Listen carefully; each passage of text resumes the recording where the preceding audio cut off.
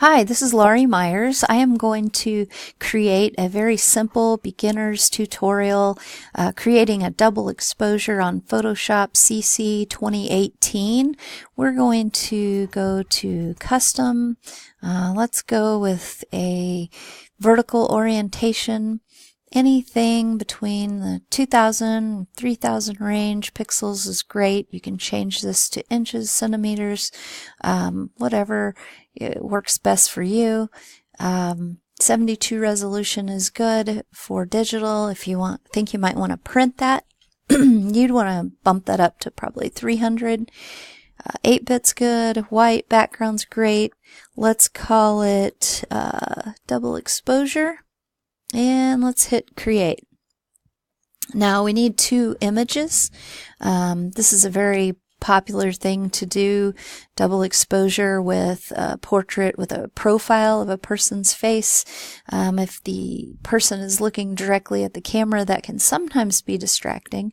Not always, but you choose a portrait, and a lot of people will then choose a sky or a landscape, and that's the popular thing to do. I want to do something a little bit different, so I am going to go to File and Place Embedded, and I'm going to go find a picture of my hand that I recently took, and it's going to come in with the box and the X to easily transform it.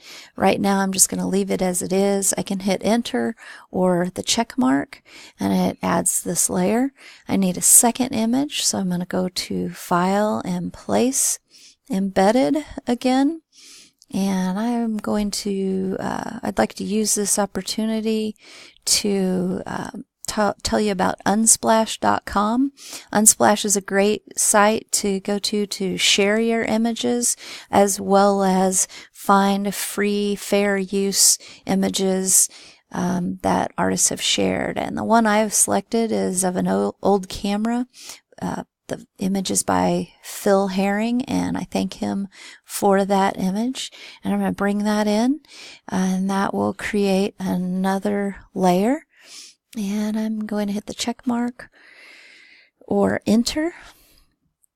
All right, now I am going to turn off this third layer so we can just see the hand. We're going to make a selection using the simple quick selection tool. So we want to make a new selection. I also want to show you how you can use the left and right brackets to make your brush smaller or bigger. Using an image that has good contrast like this with the light and dark makes it easier for selecting the pixels because they contrast in color. And there we go. That was pretty easy. Now if I click Control and plus, I can zoom in and I can see that I have also selected the barcode on my computer. So I'm going to go up here and click minus and get rid of that, and then click and minus to come back out so I can see this. All right. Now what I am going to do is I am going to hit Control C to copy my selection, and then I'm going to go to the Phil Herring layer, and I'm going to turn that on, and I'm going to click Control V to place that. Now this layer right here, let's turn these off so we can see my original layer. I don't need that anymore, so I can just click delete, or I can drag it down here to the little trash can. So let's turn this back on so we can see this. All right, now what we want to do is we want to click this layer and drag it, the Phil Herring layer, and drag it above the hand. Now with that selected, then we're going to click normal and screen. So we can see what it does here, but I'm not liking what's happening here. I need to make some adjustments. So the first thing I'm going to do is I'm going to go down here and click my hand layer. I'm going to turn this off so I can see it better. And I am going to click the move tool, move this around. And I think what I'd like to do to utilize the space better is click Control T.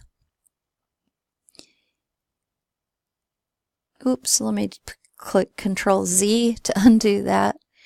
And I'm going to turn my hand and make it vertical. I'm going to click Shift so that I can make my hand bigger without distorting it.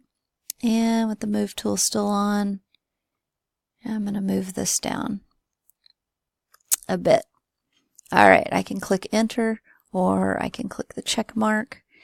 And now I am going to turn on this layer. And I am going to click Control T because I want to transform this as well. So I'm going to click Shift so that I don't distort this really cool camera. And I am just going to make it bigger. And looks like I want to make it a little bigger. So Shift and click to make that bigger. All right, so I mean basically that's it. If I want, I can come in here and bring the opacity down if you want it to be more subtle. I think it's nice to take the eraser tool and erase some of these edges just to make it a little cleaner. You can also go up here to image and change it to grayscale, change the adjustments, or make adjustments to the contrast and the exposure, change some of the filters until you get something that you like. And so that's pretty cool. I think that looks great. And to save this, I am going to go down to File, and I'm just going to click Save As to show you that it's going to save as a Photoshop file, so I can go in and work on it more later if I like. So that's very important to do. Make sure you know where it's going to be. And if we're going to save it and not worry about working on it anymore, if it were truly done, we could change this to PNG file or a JPEG file. I like a PNG file. It seems to save at a better or higher quality. And I am going to hit save for that. So that's basically it. And I hope that helped you out. Let me know if you have any questions.